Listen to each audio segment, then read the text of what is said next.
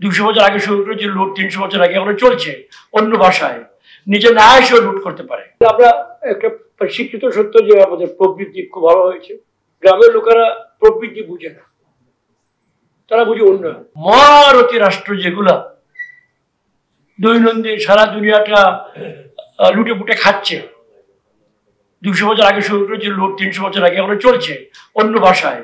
নিজে না এসেও লুট করতে পারে। দৈহিক অধিকারের প্রয়োজন হয় না, লুট করা যায়। যাক, এটা বিশাল শব্দ, আমি বলছি না, এটা আমরা শিকার। আমি কিছু করার প্রশ্ন উঠে না, আপনারা কেউ কিছু করতে পারবেন মনে হয় না, মেনে নেওয়াই ভালো। তারা তো অনেক কিছু আটক করে। তারা বলে এই অস্ত্র দিব, এই অস্ত্র দিব না। কিছু অস্ত্রকে দিয়ে দিয়েছি, সেটা ব্যবহার করবে।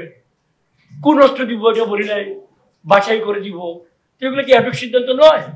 মানুষের জীবন মরণের প্রশ্ন। তাদের এই সিদ্ধান্তগুলোকে আপনারা সমান করেন, আমরা করি।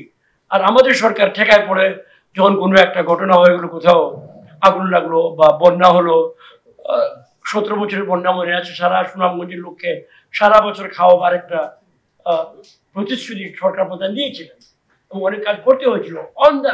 অন দ্য গ্রাউন্ড গিয়ে বক্তৃতা দিয়ে ওখানেই সিদ্ধান্ত হয়েছিল।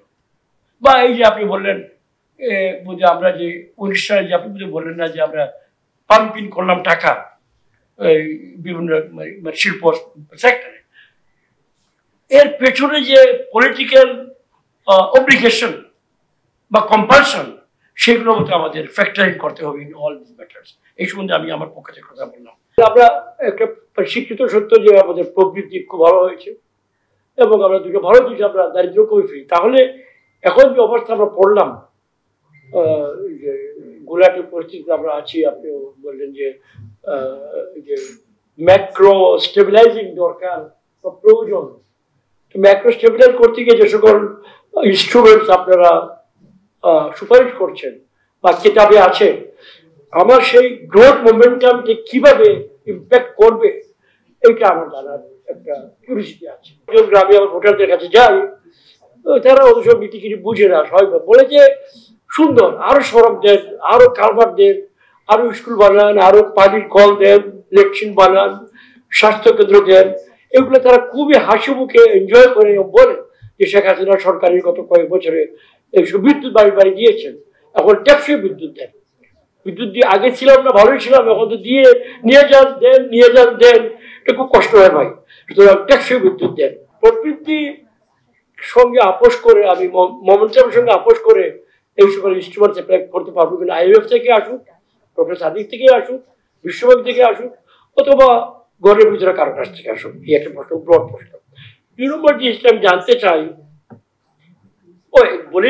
বলি আবার, গ্রামের লোকেরা প্রবৃত্তি বুঝে না, তারা বুঝে উন্নয়ন, একটা শব্দ। তো প্রবৃত্তি উন্নয়ন কি একই জিনিস? আমি আমার সাধারণ কমন সেন্সের দেখে প্রবৃত্তির ফেসটা যেটা বাই পাবলিক, উন্নয়ন, পুল কালভার্ট সেতু, বিদ্যুৎ ইত্যাদি। আধ্যাত্মিক ব্যাপারটা নয় বা সেমি আধ্যাত্মিক নয়। দুর্ভাগ্যজনকভাবে এটা সত্য হয়েছে, এখানে আধ্যাত্মিকতার একটা বড় উপস্থিতি আছে এই দেশের অবস্থার মধ্যে। বাট এটা বিস্তারিত বলার প্রয়োজন নেই, সেটা আপনারা ভালোই বুঝেন।